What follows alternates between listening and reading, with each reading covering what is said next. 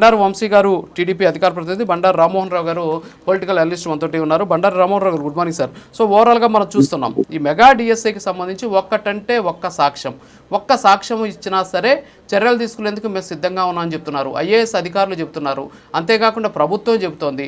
దీంతోపాటు డిఎస్సిలో ఎవరైతే విజేతలైనటువంటి అభ్యర్థులు చెబుతున్నారు ఇంతమంది అక్రమాలు జరగలేదని చెప్తున్నారు. కానీ వైఎస్ఆర్ కాంగ్రెస్ పార్టీలో మాత్రం ఆ నాయకులు మాత్రమే చెబుతున్నారు అక్రమాలు జరిగాయని చెప్పేసి. దానికి ఒక సాక్ష్యం కూడా చూపించినటువంటి పరిస్థితి. ఏంటిది బూమ్రాంగ్ అవుతున్నా సరే ఇంకా వైఎస్ఆర్ కాంగ్రెస్ పార్టీ అదే అంశాన్ని పట్టుకొని ఎందుకు ఇంకా ఇష్యూ చేస్తుంది?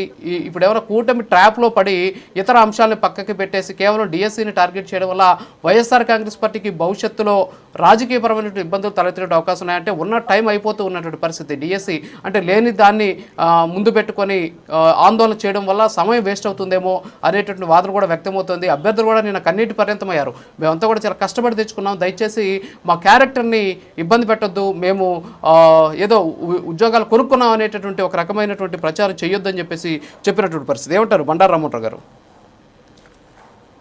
రాజు గారు, మీకు ప్యానల్ ఉన్న మిత్రులకు ప్రైమ్ ప్రేక్షకులకు నమస్కారం.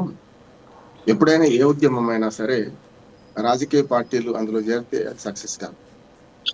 జనబాహుల్యం నుంచి వచ్చిన ఉద్యమం. ఉదాహరణకు మన జంజీ ఉద్యమం ఉందనుకోండి. జంజీ ఉద్యమంలో రాజకీయ పార్టీలు కనుక డైరెక్ట్ ఇన్వాల్వ్ అయితే అది ఆ సక్సెస్ కాకపోయేది అంటున్నాను.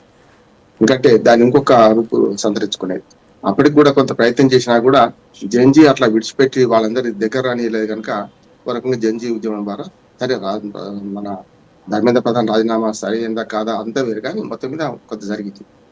అట్లాంటి ఉద్యమాలు ఏవచ్చినా జనతా ప్రభుత్వం రాకముందు అప్పుడు ఎమర్జెన్సీ వ్యతిరేకంగా ఉద్యమం వచ్చింది. విద్యార్థులు, రాజకీయ నాయకులు అందరూ ఉద్యమించారు. అట్లానే నా ఉద్దేశం ఒత్తిపండు చేసే ఏ ఉద్యమం అయినా సక్సెస్ కాదు. ఇప్పుడు నా ఉద్దేశం ఏంటంటే కొంచెం ఇది ఒత్తిపండు చేసే ఉద్యమంగా మారింది అని అనుకుంటున్నాను. అందుకని మళ్ళీ ఇప్పుడు తిరుగుబాటు ఇటు పక్కన కూడా అవుతుంది కదా.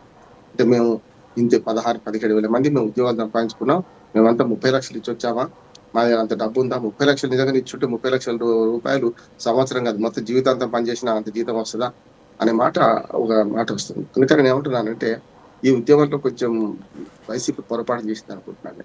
పోనీ దానిలో రుజువులు ఉన్నాయంటే దాన్ని ఎక్కడైతే జగన్మోహన్ రెడ్డి గారిని కలిశారో వాళ్ళందరినీ పిలిపించి విద్యాశాఖ ఒక్కొక్క కేసు బై కేసు పరిశీలిస్తే మనం మాట్లాడుకున్నాం రాజు గారు, అందులో ఒక్కటి కూడా తేలలేదు. అంటే ఎందుకు రాలేకపోయింది నాకు ఉద్యోగం అంటే వాళ్ళు సమాధానం చెప్పారు. ఇంకెవరైనా వస్తే కూడా చెప్తామన్నారు.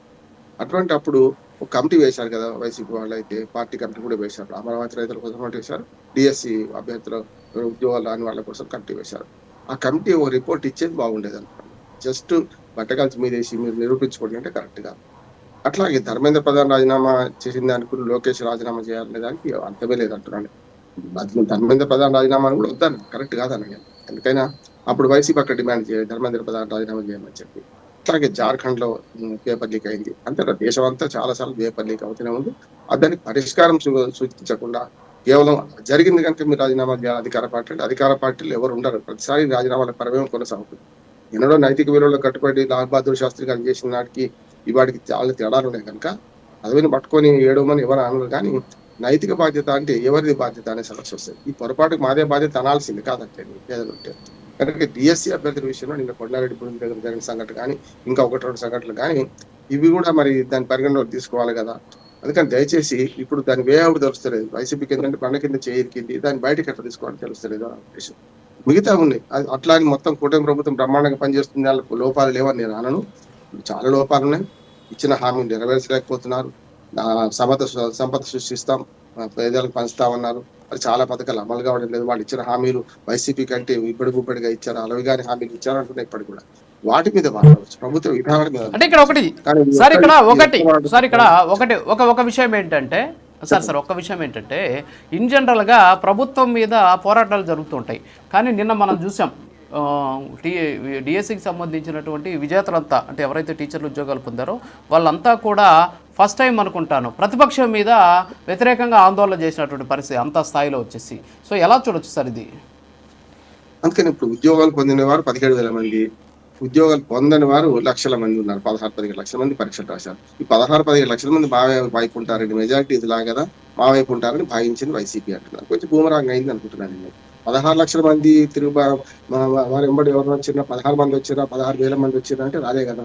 నిజంగా అంటే ఒత్తిపండు చేసే ఉద్యోగం ఎందుకంటున్నానంటే ఎవరైతే నష్టపోయిందో వాళ్ళందరూ కూడా ఎందుకో తనకు ఉద్యోగం రాలేదు తెలుసు కదా, ర్యాంకు రాలేదా, లేకపోతే హార్ట్ గా మన హారిజంటల్ గా వచ్చిందా, వర్టికల్ గా వచ్చిందా తెలుసు కదా, ఎట్లా వివరించారు కదా ఉద్యోగాలు ఎట్లా వచ్చినాయి. ఇంకొక మాట కూడా ఇప్పుడు గత జిల్లా సేతు బంధనే చేస్తుంది ఇది అనుకున్నాను. ఎందుకంటే ఢిల్లీలో ఉద్యమాన్ని బట్టి ఇక్కడ మనం చేస్తా అంటే పుల్లిని చూసి నక్క వాతలు పెట్టుకున్నట్టు అవుతుంది కదా. ఎందుకంటే ఢిల్లీ ఉద్యమం వేరు, ఇక్కడికి వచ్చింది 1 year అవుతుంది. రేపు సెప్టెంబర్ వస్తే పరీక్షలు జరిపి మొత్తం అంతా రిజల్ట్ ఇచ్చి అపాయింట్మెంట్ చేసి కూడా 1 year వస్తుంది. రేపు సెప్టెంబర్ వస్తే 10 నెలలు దాటింది కదా అపాయింట్మెంట్ చేసి కూడా. అటువంటి అప్పుడు పాత విషయాన్ని పట్టుకొని చేస్తే ఒత్తి పండు చేసినట్టే నాకైతే ఈ ఉద్యమంలో అర్థం కనిపించలేదు. మొదటి నుంచి అదే చెప్తున్నాను. దానికి సమాధానం చెప్పాల్సిన బాధ్యత ప్రభుత్వం మీద ఉంది కాదంటే శ్వేతపత్రం విడుదల చేయమంటున్నాను. ఏం జరగలేదని దానికి వాళ్ళు ఇచ్చిన ఆరోపణలు, వాళ్ళు వైసీపీ చేసిన వాళ్ళు ఆరోపణ చేసినారు, ఆరోపణలకు వ్యతిరేకంగా మరి కొంత సబ్జెక్ట్ తోని ఒక్కొక్క కేసు బై కేసు వీళ్ళు విచారణ జరిపించి చేసిండ్రు. అది రిపోర్ట్ ఇస్తే బాగుంటుందని నా ఉద్దేశం. అంటే ప్రజలకు ఆరోపణ సమాధానం కూడా ప్రభుత్వ పరంగా అధికారికంగా రావాల్సిన అవసరం అవుతుందని నేను అనుకుంటున్నాను. ఎస్, ఓకే, యా, ఓకే బండారామన్ గారు, యా, ఓకే. ఇప్పుడు ఎందుకని ఇలా జరుగుతుంది అనేది విశ్లేషించారు. ఒక చిన్న బ్రేక్ ఉంది సార్. బ్రేక్ తర్వాత